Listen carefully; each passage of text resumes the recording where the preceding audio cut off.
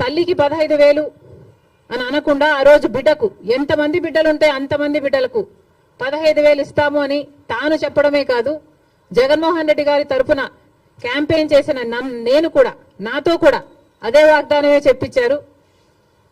ఆ రోజుల్లో నేను కూడా జగన్మోహన్ రెడ్డి గారు ఈ పథకాన్ని అమలు చేస్తారు అని నమ్మి బాయ్ బాయ్ బాబు క్యాంపెయిన్ లో నేను కూడా ప్రచారం చేయడం జరిగింది.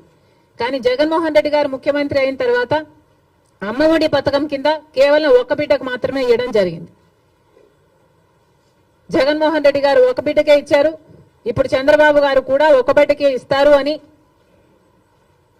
అర్థం వచ్చేటట్టుగా నిన్న జీవోలో ప్రతి తల్లికి 15,000 అని రాయటం జరిగింది. కాబట్టి చంద్రబాబు గారు దీని మీద క్లారిటీ ఇవ్వాల్సిన అవసరం ఉంది అని కాంగ్రెస్ పార్టీ డిమాండ్ చేయడమే కాకుండా ప్రతి బిడ్డకు మీరు వాగ్దానం చేసినట్టు సూపర్ 6 లో ఉన్న ప్రతి వాగ్దానము నిలబెట్టుకోవాలని కాంగ్రెస్ పార్టీ చంద్రబాబు గారిని కూటమిని డిమాండ్ చేస్తున్నాం.